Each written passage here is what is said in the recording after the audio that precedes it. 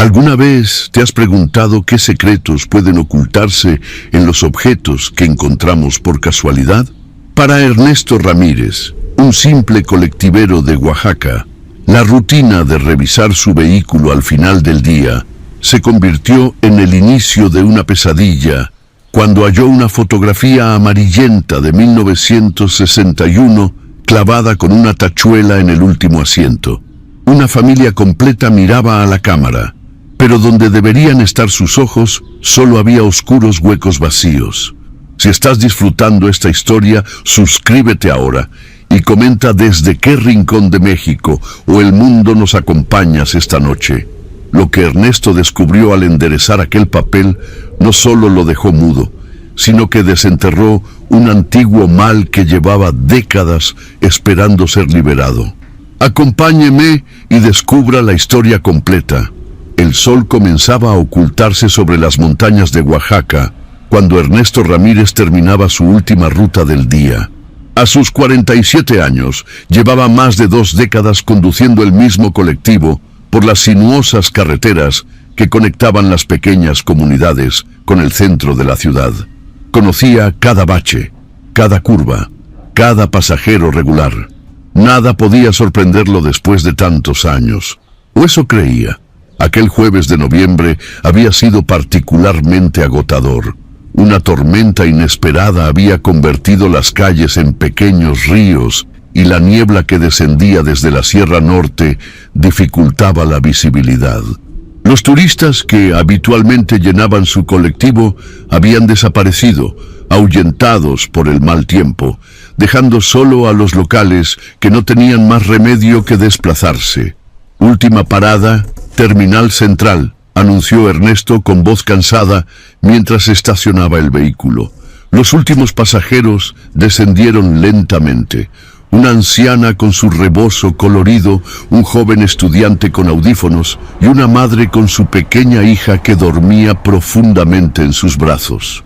Ernesto los observó alejarse bajo la lluvia, cada uno hacia su destino. Con un suspiro de alivio, apagó el motor.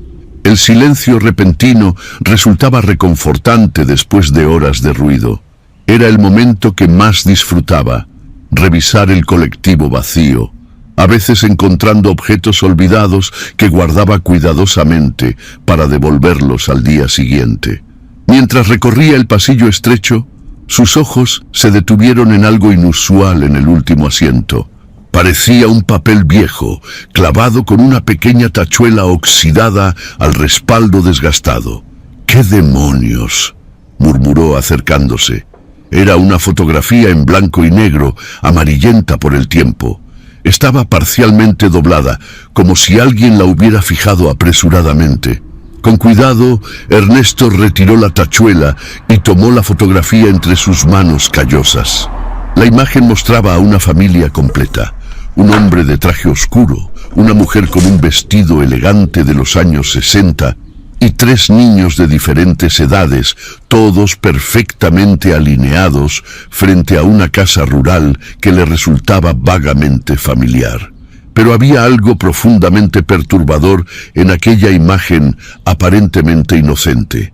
Donde deberían estar los ojos de cada persona, solo había oscuros huecos vacíos, como si alguien hubiera perforado meticulosamente la fotografía. Un escalofrío recorrió la espalda de Ernesto, giró la fotografía y descubrió una fecha escrita con tinta desvaída. Junio 15, 1961. La familia Ordóñez. Con la curiosidad mezclada con una inquietud creciente, Ernesto decidió enderezar el papel que había permanecido doblado durante quién sabe cuánto tiempo. Al hacerlo, notó que había algo escrito en el reverso, una inscripción que la doblez había mantenido oculta. Si miras fijamente, ellos también te verán. En ese preciso instante, las luces del colectivo parpadearon a pesar de que el motor estaba apagado. Ernesto sintió que el aire se volvía denso, casi irrespirable. Intentó hablar, llamar a Joaquín, el mecánico que seguramente estaría en el taller contiguo, pero ningún sonido salió de su garganta. Se había quedado literalmente mudo. A través de las ventanas empañadas por la lluvia, Las luces de la terminal central parecían distantes, como si de repente el colectivo se hubiera transportado a otro lugar. Ernesto apretó la fotografía en su mano, incapaz de soltarla. Sentía que si la dejaba caer, algo terrible sucedería. Con pasos temblorosos, caminó hacia la puerta del vehículo. Necesitaba salir, respirar aire fresco, alejarse de aquella inquietante fotografía. Pero al llegar a la puerta, vio algo que lo dejó paralizado. Reflejado en el cristal oscurecido por la noche, su propio rostro lo miraba, pero donde deberían estar sus ojos, solo había oscuridad. Ernesto pasó la noche en vela, sentado en la pequeña sala de su apartamento en el barrio de Xochimilco. La fotografía yacía sobre la mesa de centro, iluminada apenas por la tenue luz de una lámpara.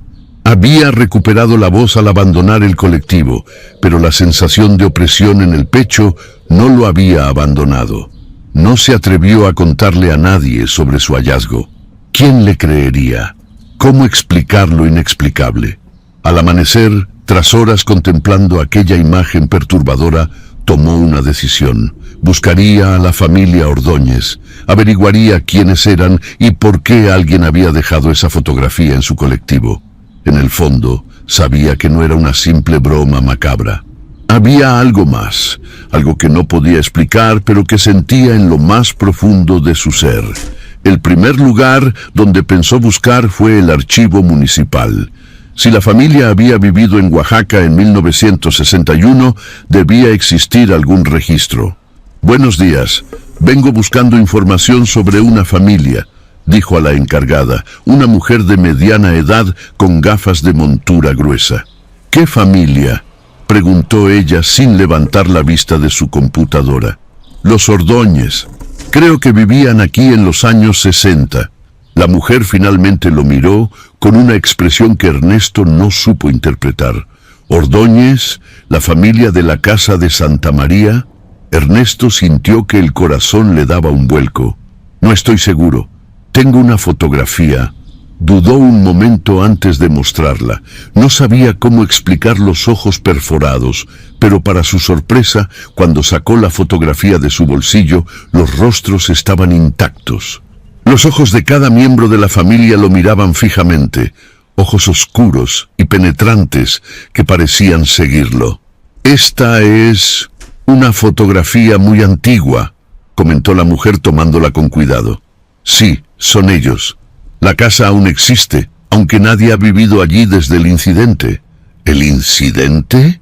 Ernesto apenas podía ocultar su nerviosismo. La mujer bajó la voz como si temiera que alguien más pudiera escucharla. «Toda la familia desapareció una noche de junio de 1961. Nadie supo qué ocurrió. Algunos dicen que huyeron, otros que fueron víctimas de un ajuste de cuentas, pero nunca se encontraron los cuerpos». Ernesto sintió un nudo en la garganta. «¿Y la casa?» «Sigue en pie, abandonada. Está en Santa María, a unos 20 kilómetros al este. Nadie se ha atrevido a comprarla después de lo que pasó». Al salir del archivo municipal, Ernesto miró nuevamente la fotografía. Los ojos seguían allí, observándolo. ¿Había imaginado los huecos vacíos la noche anterior? Imposible. Estaba seguro de lo que había visto. Sin pensarlo demasiado, se dirigió a la terminal de autobuses. Necesitaba visitar aquella casa. Necesitaba entender. El pueblo de Santa María del Tule era conocido por su famoso árbol, un ahuehuete milenario que atraía a turistas de todas partes. Pero Ernesto no estaba interesado en atracciones turísticas. Siguiendo las indicaciones que había recibido, caminó por las calles empedradas hasta llegar a las afueras del pueblo, donde las casas se volvían más dispersas y el silencio más profundo. La encontró casi por instinto, como si la casa lo hubiera estado llamando. Era exactamente igual a la de la fotografía, una construcción colonial de 2 plantas, con un patio delantero invadido por la maleza y un portal de piedra cuya pintura se había descascarado hacía décadas. El tiempo parecía haberse detenido allí, preservando intacto el escenario de una tragedia olvidada. La reja de entrada estaba oxidada pero no cerrada. Ernesto la empujó suavemente, produciendo un chirrido que resonó en el silencio de la tarde. Miró a su alrededor, temeroso de que alguien pudiera verlo entrar en una propiedad ajena, pero la calle estaba desierta. Con cada paso que daba hacia la entrada principal, la inquietud crecía en su interior. ¿Qué esperaba encontrar? ¿Por qué sentía esa necesidad inexplicable de entrar? La puerta principal estaba cerrada, pero una de las ventanas laterales tenía el cristal roto. Sin pensarlo demasiado, Ernesto se introdujo por aquel hueco, rasgándose la camisa en el proceso. El interior olía a humedad y abandono. Los muebles, cubiertos por sábanas amarillentas y gruesas capas de polvo, parecían fantasmas silenciosos que guardaban los secretos de la casa. Ernesto avanzó lentamente, escuchando el crujir del suelo de madera bajo sus pies. En la sala principal, sobre la chimenea, había un retrato familiar. Con el corazón acelerado, Ernesto se acercó. Era la misma familia de la fotografía, pero en esta imagen sus ojos estaban intactos. El padre, de aspecto severo, la madre, con una sonrisa que no llegaba a sus ojos, y los 3 niños, 2 niñas y un niño, todos con la misma expresión vacía. «¿Qué les pasó?», murmuró Ernesto, como si las paredes pudieran responderle.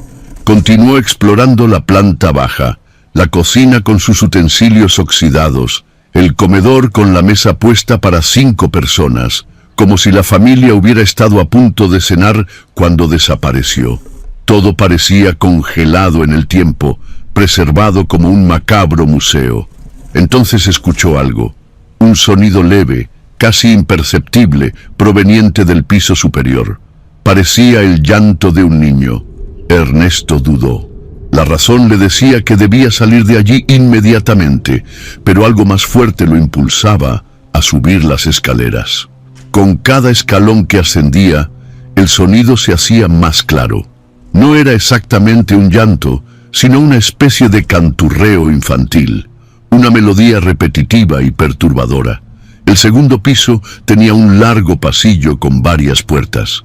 Todas estaban cerradas excepto una, al final del corredor, que se encontraba entreabierta. De allí provenía el sonido. Con el corazón latiendo violentamente contra su pecho, Ernesto avanzó hacia aquella puerta. A medida que se acercaba, el canturreo cesó, reemplazado por un silencio absoluto que resultaba aún más inquietante. Empujó suavemente la puerta, que se abrió con un largo gemido. Era una habitación infantil, 2 camas pequeñas, un armario, juguetes antiguos cubiertos de polvo, y en una mecedora junto a la ventana, una muñeca de porcelana con el rostro agrietado. Sus ojos, 2 canicas negras, parecían seguir cada movimiento de Ernesto. Sobre una de las camas había un libro abierto. Ernesto se acercó y vio que era un diario. Las páginas amarillentas estaban llenas de una caligrafía infantil perteneciente a una de las niñas de la fotografía. La última entrada estaba fechada el 15 de junio de 1961. Papá ha estado actuando muy extraño desde que trajo ese objeto de su viaje a Mitla. Lo guarda en su estudio y no deja que nadie entre. Mamá está preocupada. ¿A dónde iríamos? Tengo miedo. Alguien viene. Creo que es... La entrada terminaba abruptamente, como si la niña hubiera sido interrumpida. Ernesto sintió un escalofrío recorrer su espina dorsal. ¿Qué objeto habría traído el padre? ¿Qué había pasado aquella noche? El sonido de una puerta cerrándose lo sobresaltó. Venía del piso inferior. Alguien o algo estaba en la casa. Con el diario aún en sus manos, Ernesto salió al pasillo. El silencio era absoluto, roto únicamente por los latidos de su propio corazón. Comenzó a descender las escaleras lentamente, atento a cualquier sonido. Al llegar al vestíbulo, notó que la puerta principal estaba abierta. Estaba seguro de que había estado cerrada cuando entró por la ventana. Afuera, la tarde comenzaba a declinar, tiñendo el cielo de tonos rojizos. Fue entonces cuando lo vio.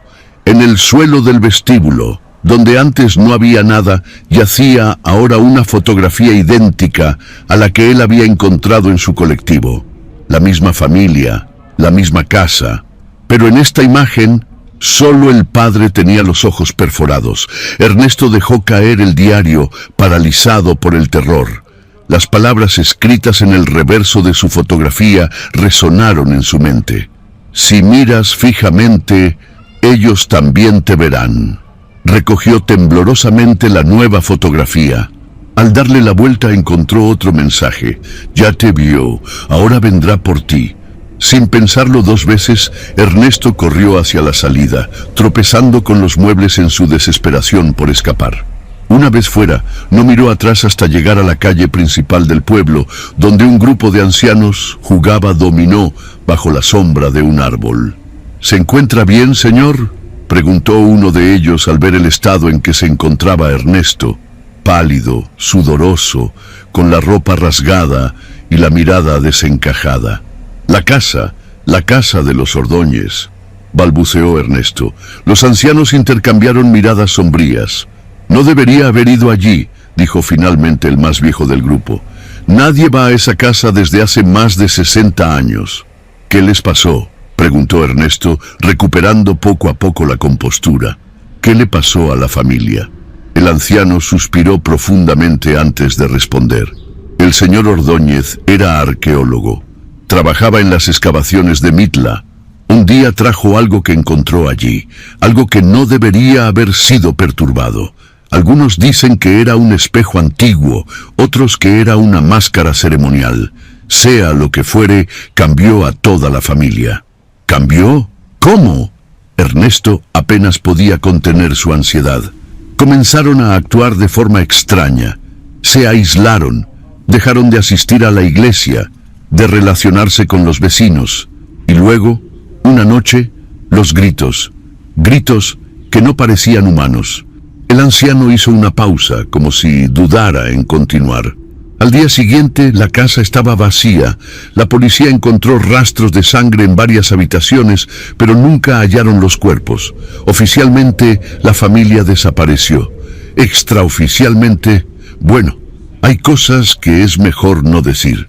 Ernesto sacó la fotografía que había encontrado en la casa y se la mostró al anciano. ¿Ha visto esto antes? El hombre palideció al ver la imagen. Guarde eso. No debería mostrarla así. ¿Por qué? ¿Qué significa? Cada vez que alguien entra en esa casa, aparece una de esas fotografías, siempre con un ojo más perforado. Dicen que cuando todos los ojos estén vacíos, la familia regresará. ¿Regresará? ¿De dónde? El anciano se inclinó hacia Ernesto, bajando la voz. De donde sea que los haya llevado lo que encontró el señor Ordóñez, un lugar del que nadie debería regresar. Ernesto no durmió aquella noche. Cada vez que cerraba los ojos, veía los rostros sin mirada de la familia Ordóñez. Había colocado ambas fotografías sobre la mesa de su cocina, la que encontró en el colectivo, con todos los ojos perforados, y la que halló en la casa, donde solo el padre carecía de ojos. No tenían sentido. Si la leyenda que contó el anciano era cierta, la segunda fotografía debería tener más ojos perforados que la primera, no menos, a menos que no sean fotografías secuenciales, murmuró para sí mismo, a menos que representen momentos diferentes. Con esta nueva perspectiva, volvió a examinar las imágenes. Si la fotografía con solo el padre sin ojos representaba el comienzo, ¿qué había ocurrido después? ¿Cómo habían perdido sus ojos los demás miembros de la familia? Recordó el diario de la niña. Había mencionado que su padre actuaba extraño después de traer algo de Mitla. Según el anciano, ese objeto, fuera un espejo o una máscara, había cambiado a toda la familia. Necesitaba más información, y solo había un lugar donde podría encontrarla: las ruinas arqueológicas de Mitla, donde el señor Ordóñez había trabajado. Al amanecer, Ernesto abordó el primer autobús hacia Mitla, uno de los sitios arqueológicos más importantes de la cultura zapoteca. conocido por sus intrincados mosaicos geométricos y su significado como portal al inframundo, según las creencias antiguas. Mientras recorría las ruinas bajo el sol matutino, se preguntaba qué podría haber encontrado Ordóñez allí que fuera tan perturbador. Las excavaciones modernas estaban estrictamente reguladas, pero en 1961 las cosas eran diferentes. Un arqueólogo podría haberse apropiado fácilmente de algún artefacto. ¿Puedo ayudarlo? La voz lo sobresaltó. Era un guía turístico, un hombre mayor con rostro curtido por el sol. Estoy investigando sobre un arqueólogo que trabajó aquí en 1961. Ordóñez. Rafael Ordóñez. El hombre se tensó visiblemente al escuchar aquel nombre. ¿Por qué pregunta por él? Ernesto dudó. No podía explicar la verdad sin parecer un lunático. Estoy escribiendo un artículo sobre arqueólogos oaxaqueños, mintió. Su nombre apareció en mis investigaciones. El guía lo miró con suspicacia, pero finalmente asintió. Ordóñez trabajó aquí durante la expansión de las excavaciones en la década de 1960. Era brillante, pero obsesionado, especialmente con las tumbas subterráneas y los rituales funerarios zapotecas. ¿Encontró algo especial? ¿Algún artefacto único? El hombre miró a su alrededor, como asegurándose de que nadie más pudiera escucharlos. Hay una historia. Los trabajadores locales decían que Ordóñez descubrió una cámara sellada bajo el patio de las tumbas.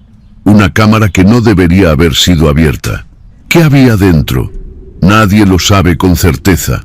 Ordóñez ordenó que todos salieran y entró solo. Cuando emergió horas después, llevaba un paquete envuelto en telas antiguas. No permitió que nadie lo viera. Poco después, abandonó el proyecto y se recluyó con su familia. Ernesto sintió un escalofrío a pesar del calor. Cree que lo que encontró allí tuvo algo que ver con la desaparición de su familia. El guía lo miró con expresión grave. Señor, hay cosas en este mundo que la ciencia moderna no puede explicar. Los zapotecas creían que Mitla era un lugar de transición entre el mundo de los vivos y el de los muertos. Los sacerdotes realizaban rituales para comunicarse con el más allá, utilizando objetos sagrados como conductos. ¿Qué tipo de objetos? Espejos de obsidiana, principalmente. Los llamaban ojos de los dioses. Creían que a través de ellos las deidades podían observar nuestro mundo, y nosotros el suyo. Las palabras del diario resonaron en la mente de Ernesto. Sus ojos parecían diferentes, vacíos. Si alguien mirara a través de uno de esos espejos, preguntó con voz temblorosa, ¿qué vería? El guía se santiguó rápidamente antes de responder. Según las leyendas, vería el inframundo. Pero ese conocimiento tiene un precio. Quien mira a través del espejo, permite que algo mire de vuelta. Algo que puede seguirlo, poseerlo, reclamarlo. Ernesto recordó la inscripción en la fotografía. Si miras fijamente, ellos también te verán. Todo comenzaba a tener un terrible sentido. Ordóñez había encontrado uno de esos espejos antiguos y lo había llevado a su casa. Había mirado a través de él y algo lo había poseído. Luego, uno por uno, los demás miembros de la familia habían sufrido el mismo destino. ¿Sabe qué pasó con ese objeto después de la desaparición de los Ordóñez?, preguntó Ernesto. La policía nunca lo encontró. Algunos creen que sigue en la casa, esperando a su próxima víctima. Aquella tarde, mientras regresaba a Oaxaca, Ernesto tomó una decisión. Debía volver a la casa y encontrar el espejo. Era la única forma de entender completamente lo que había ocurrido y quizás de detener lo que fuera que hubiera comenzado con su hallazgo de la fotografía. Al llegar a su apartamento, un nuevo horror lo esperaba. Sobre su cama, donde estaba seguro de no haberla dejado, se encontraba una tercera fotografía de la familia Ordóñez.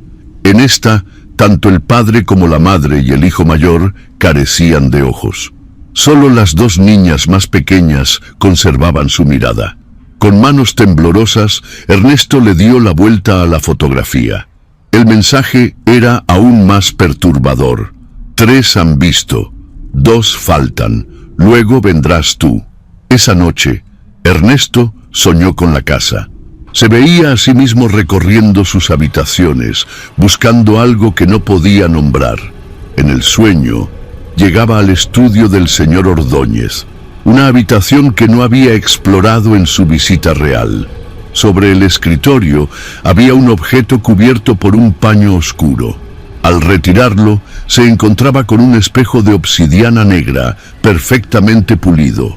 Y en el espejo, en lugar de su reflejo, veía los rostros sin ojos de la familia Ordóñez, mirándolo fijamente desde un lugar que no era de este mundo. Se despertó gritando, empapado en sudor frío. La luz del amanecer comenzaba a filtrarse por la ventana. Sin pensarlo 2 veces, se vistió y salió hacia la terminal de autobuses. Necesitaba regresar a Santa María del Tule inmediatamente. La casa parecía esperarlo, silenciosa y amenazante bajo el sol de la mañana. Esta vez, Ernesto no entró por la ventana. La puerta principal estaba desbloqueada, como si alguien la hubiera preparado para su llegada. El interior estaba exactamente como lo recordaba, pero ahora, con la luz del día filtrándose por las ventanas polvorientas, parecía menos siniestro. Aún así, Ernesto no bajó la guardia. Sabía que el verdadero peligro no provenía de la casa en sí, sino de lo que contenía. Se dirigió directamente al único lugar que no había explorado, el estudio del señor Ordóñez. Tal como en su sueño, la puerta estaba al final de un pasillo en la planta baja. Estaba cerrada con llave, pero Ernesto, impulsado por una determinación que superaba su miedo, la forzó con el hombro hasta que cedió. El estudio era una habitación circular, con estanterías llenas de libros antiguos cubriendo las paredes. En el centro había un escritorio de madera tallada y sobre él, exactamente como en su sueño, un objeto cubierto por un paño negro. Con el corazón latiendo violentamente, Ernesto se acercó al escritorio. Junto al objeto velado había un cuaderno de notas, el diario del señor Ordóñez. Lo abrió y comenzó a leer la última entrada. 15 de junio de 1961. El espejo ha mostrado más de lo que esperaba. No es simplemente un artefacto arqueológico, es un portal. Lo que hay al otro lado desafía toda comprensión humana. He visto seres que no deberían existir, un mundo que es la antítesis del nuestro. Y ellos me han visto a mí. Ahora quieren pasar, quieren usar nuestros ojos como puertas. Comenzaron conmigo, pero no se detendrán. Elena está cambiando, Miguel también. Debo destruir el espejo antes de que sea demasiado tarde. Si alguien encuentra este diario, nunca mire directamente al espejo. Es como entran. Con manos temblorosas, Ernesto retiró el paño negro. Tal como esperaba, bajo él se encontraba un espejo de obsidiana negra, perfectamente circular, con extraños símbolos grabados en su marco de oro. Su superficie era tan negra que parecía absorber la luz. Ernesto tuvo que hacer un esfuerzo consciente para no mirar directamente a él. Recordaba la advertencia del diario, es como entran. Pero entonces, algo se movió en la negrura del espejo. No era su reflejo, sino algo más. Algo que parecía observarlo desde un lugar infinitamente lejano y al mismo tiempo terriblemente cercano. La tentación de mirar era casi irresistible. Ernesto sentía que el espejo lo llamaba, que necesitaba ver lo que había al otro lado. No, se dijo firmemente. Es así como atrapa a sus víctimas. Con determinación, envolvió nuevamente el espejo en el paño negro, teniendo cuidado de no mirar su superficie. Según el diario de Ordóñez, el espejo debía ser destruido. Pero, ¿cómo se destruye un artefacto antiguo con poderes sobrenaturales? Mientras consideraba sus opciones, escuchó un sonido a sus espaldas. Alguien o algo había entrado en el estudio. Se giró lentamente. En la puerta había una niña, una de las hijas pequeñas de la familia Ordóñez. Vestía exactamente igual que en la fotografía, con un vestido blanco de los años 60. Su rostro era pálido, casi translúcido, y sus ojos eran dos pozos negros, vacíos, idénticos a los huecos de la fotografía. «Has venido», dijo la niña con una voz que sonaba como varias voces superpuestas. «Has traído el espejo de vuelta a nosotros». Ernesto retrocedió, apretando el espejo envuelto contra su pecho. «Tú no eres real», dijo con voz temblorosa. «La familia Ordóñez desapareció hace más de 60 años». La niña sonrió, una sonrisa demasiado amplia para un rostro humano. «No desaparecimos, simplemente cambiamos. Fuimos al otro lado del espejo y ahora, gracias a ti, podemos regresar». Detrás de la niña aparecieron más figuras, el resto de la familia Ordóñez, todos con aquellos ojos vacíos que parecían absorber la luz. «Danos el espejo», dijo el padre, extendiendo una mano pálida hacia Ernesto. «Pertenece a nuestro nuevo hogar». Ernesto comprendió entonces la verdad completa. La familia no había sido víctima del espejo, se había convertido en sus guardianes, en sirvientes de lo que fuera que habitara al otro lado, y ahora querían que él se uniera a ellos. Con un movimiento desesperado, Ernesto arrojó el espejo envuelto contra la pared con todas sus fuerzas.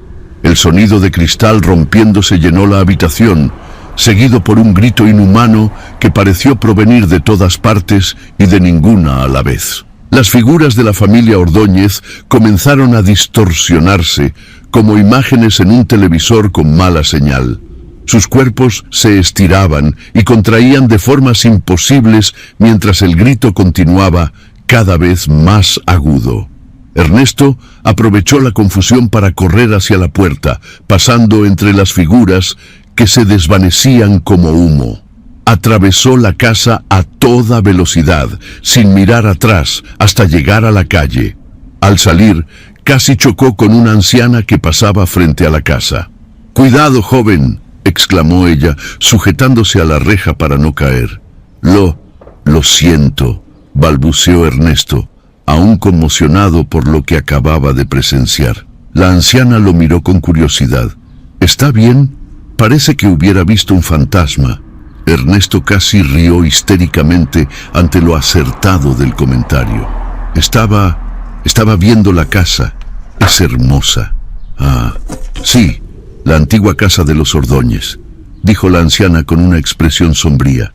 «Hermosa por fuera, pero cargada de tristeza por dentro. Yo era apenas una niña, pero lo recuerdo bien.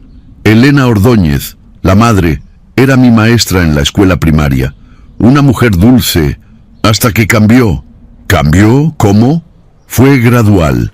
Primero el padre, luego ella, después los niños. Comenzaron a evitar a la gente, a mantener las cortinas cerradas todo el día, y sus ojos...» La anciana se estremeció visiblemente. Sus ojos se volvieron diferentes, como si ya no fueran ellos quienes miraban a través de ellos. Ernesto sintió un escalofrío recorrer su espalda.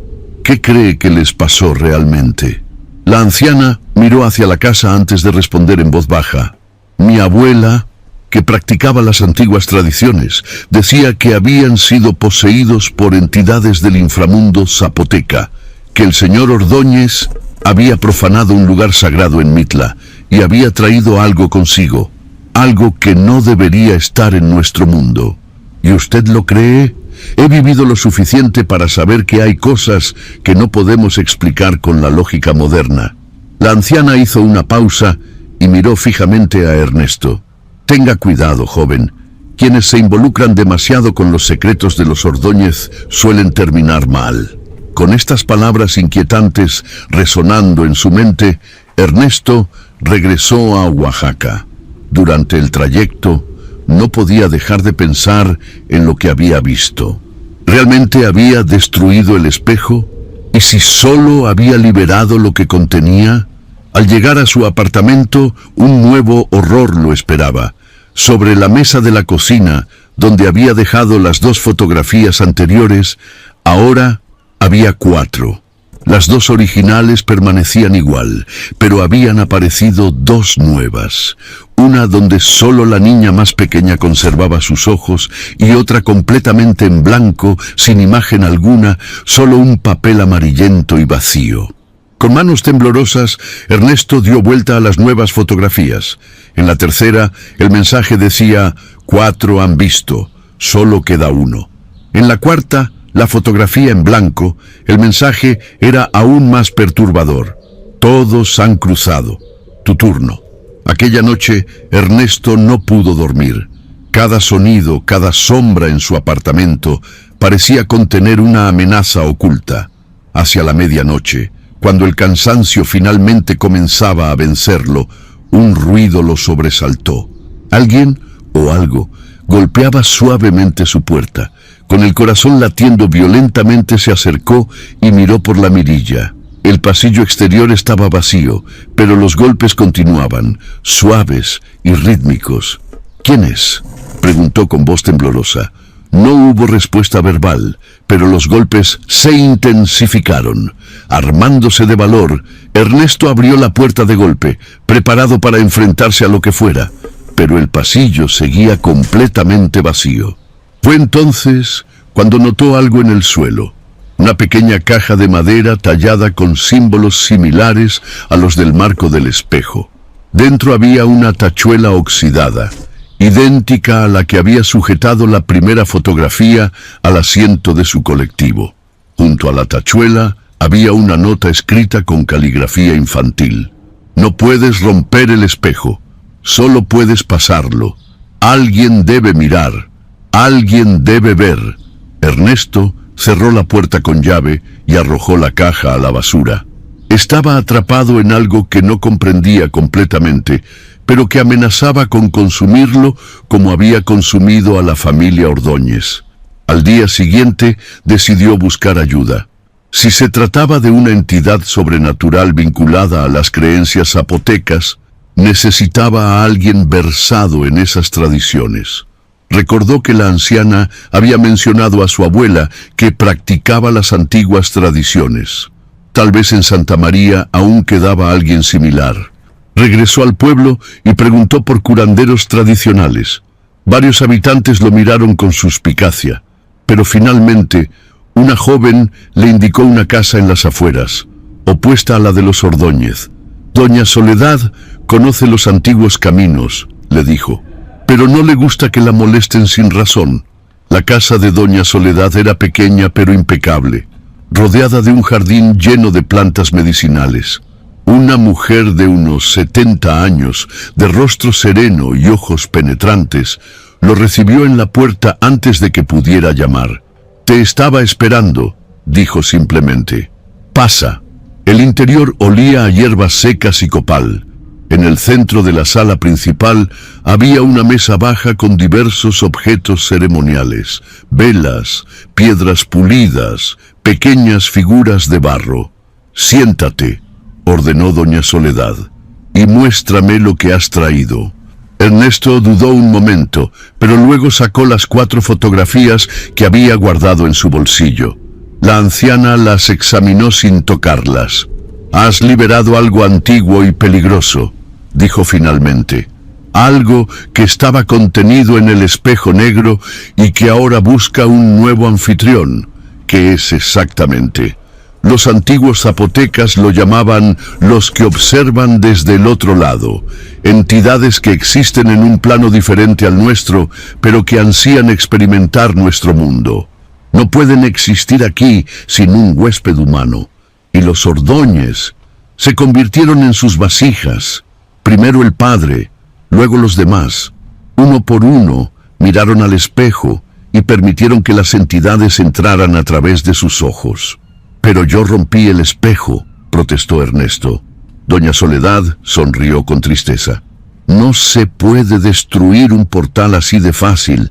Solo cambiaste su forma. Las entidades siguen ahí, atrapadas entre mundos, buscando nuevos ojos a través de los cuales mirar.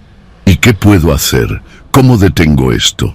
La anciana se levantó y buscó algo en un viejo baúl. Regresó con un pequeño objeto envuelto en tela roja. Los antiguos sabían cómo contener a estas entidades. Este es un espejo de obsidiana consagrado, más pequeño que el que encontró Ordóñez, pero igual de poderoso si se usa correctamente. Desenvolvió el objeto, revelando un pequeño espejo circular de obsidiana pulida. Las entidades necesitan completar el ciclo. La fotografía en blanco indica que están listas para cruzar completamente a nuestro mundo. Pero necesitan un anfitrión final, alguien que mire voluntariamente. ¿Y quiere que yo mire a través de ese espejo?, preguntó Ernesto horrorizado.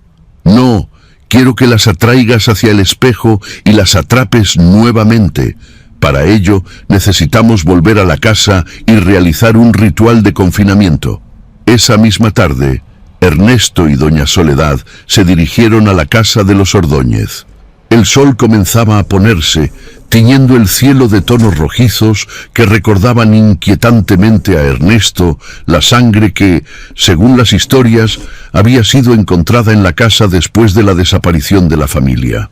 La puerta principal seguía desbloqueada. Al entrar, Ernesto notó que el espejo roto ya no estaba en el estudio. En su lugar, sobre el escritorio, había 5 fotografías perfectamente alineadas. Las 4 que él había visto, más una nueva en la que aparecía él mismo, con los ojos aún intactos. «Han completado el ciclo», murmuró doña Soledad. «Ahora vienen por ti». La anciana comenzó a preparar el ritual. Colocó velas negras en los 4 puntos cardinales de la habitación y dibujó extraños símbolos con ceniza en el suelo, formando un círculo protector. «Cuando las entidades aparezcan», explicó, «debes sostener el espejo frente a ti, pero sin mirar directamente a su superficie. Ellas se sentirán atraídas por él. Es su naturaleza buscar espejos como portales. ¿Y luego qué? Yo sellaré el espejo con las palabras antiguas. Quedará como estaba antes de que Ordóñez lo perturbara. Un contenedor para entidades que nunca deberían haber sido liberadas». La noche cayó completamente sobre la casa. En la oscuridad, iluminados solo por la luz vacilante de las velas, Ernesto y doña Soledad esperaron. El silencio era absoluto, interrumpido ocasionalmente por el crujir de la vieja estructura. Y entonces comenzó, primero como susurros lejanos, luego como voces claras que parecían provenir de todas las habitaciones simultáneamente. Voces infantiles cantando una melodía perturbadora, la misma que Ernesto había escuchado en su primera visita. Las llamas de las velas se agitaron sin que hubiera corriente de aire. Las sombras en las paredes comenzaron a moverse, a estirarse, a tomar formas vagamente humanas. «Están aquí», dijo doña Soledad. «Prepárate». De las sombras emergieron 5 figuras. La familia Ordóñez completa, con sus ojos vacíos, y una 5ª figura que Ernesto reconoció con horror como él mismo, pero con una expresión vacía y ojos que parecían pozos sin fondo. «¡Ahora!», gritó la anciana. Ernesto levantó el pequeño espejo de obsidiana, manteniéndolo frente a él, pero con la mirada fija en el suelo. Sintió como el objeto vibraba en sus manos, como si algo tirara de él. Las figuras espectrales avanzaron hacia él, atraídas por el espejo. Sus movimientos eran espasmódicos, inhumanos, como marionetas manipuladas por un titiritero inexperto. Doña Soledad comenzó a recitar palabras en zapoteco antiguo, su voz adquiriendo una resonancia que parecía llenar toda la casa. A medida que cantaba, las figuras parecían distorsionarse, como si estuvieran siendo succionadas hacia el pequeño espejo en manos de Ernesto. El aire se volvió denso, casi irrespirable.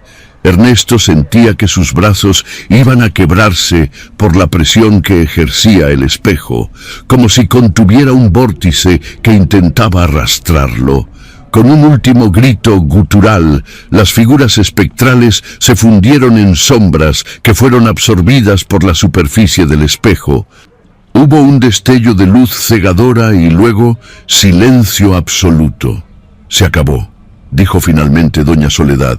Están contenidas nuevamente. El pequeño espejo de obsidiana había cambiado. Su superficie, antes lisa y reflectante, ahora mostraba minúsculos rostros grabados, como si estuvieran atrapados bajo el cristal negro. ¿Qué hacemos con él?, preguntó Ernesto sin atreverse aún a mirar directamente al objeto.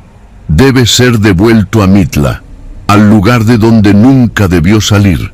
Hay una cámara sellada bajo el patio de las tumbas. Allí permanecerá seguro. Al día siguiente, Ernesto y doña Soledad viajaron a Mitla. Con la ayuda de contactos de la anciana, lograron acceder a zonas restringidas del sitio arqueológico.